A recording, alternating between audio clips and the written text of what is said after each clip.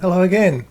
One thing you'll hear from people who believe in life after death is that either you believe in life after death or you believe in annihilation, that there's nothing at all after death, as though it must be one thing or the other. It is, of course, a totally false dichotomy. Because the rejection of the belief in life after death doesn't imply a belief that there's nothing after death. In fact, I've never met anyone who believes there's nothing at all after death. I think everyone believes that the world continues, much the same as it did before you died. So, people then challenge me, what happens then exactly when we die? And I explained to them that in the morning the sun rises and in the evening the sun sets. That's exactly what happens. The same thing that happened before. The world isn't going to stop just for you. You're not that important. Then they say, okay, yep, that's not really what I was driving at. What I want to know is, what about moral justice? What about someone like Hitler? Now, Hitler committed suicide to escape capture and the humiliation that would have followed.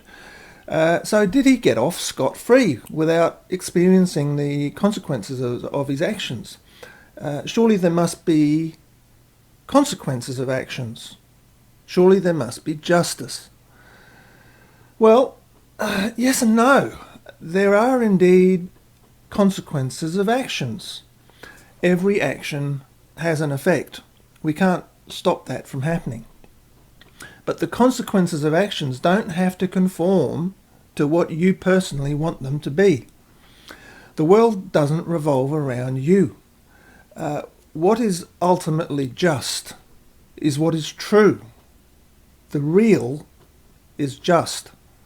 Reality has its own ideas, so to speak, and they don't have to match with yours, especially if your ideas are unrealistic. Let's examine the reality in the case of Hitler. What is Hitler anyway?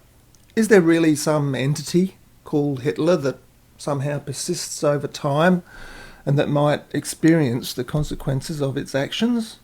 No, there isn't. What we call Hitler is in fact only a collection of components, just the same as a car is a collection of components. What point is there in holding a car ultimately responsible for the components of which it is composed? It's a mistake to do so. What's more, the components of a thing are always changing over time. So Hitler isn't the same person from one moment to the next, just the same as the car isn't the same from one moment to the next. When a car reaches the end of its life, it's likely to be a very different car to the one that came off the production line. It will have different components, it'll look different, and it'll behave differently. So at the end of their life, things fall apart. The car falls apart, and Hitler falls apart. All things fall apart, and the countless parts go their separate ways, and then you can't find all the parts, even if you wanted to. Even if you wanted to punish all of these component parts for the things they've supposedly done. So then, what are the consequences, specifically, of what Hitler did?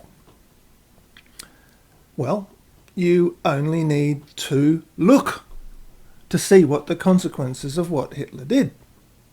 The consequences are that millions of people suffered, and a culture was created that thought in the same way that Hitler thought.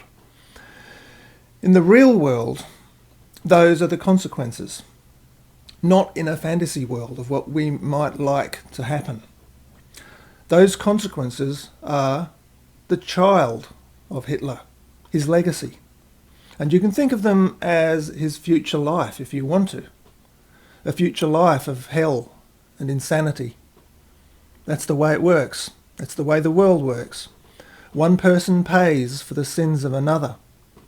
That's how close we all are. It's said that the Son is the Father reborn, a chip off the old block, made of the same stuff. If one generation pollutes and overpopulates the world, then the next generation has to live in a polluted and overpopulated world. It's not the fault of the children that adults are destroying the world they have to live in. The crime is ours, not theirs.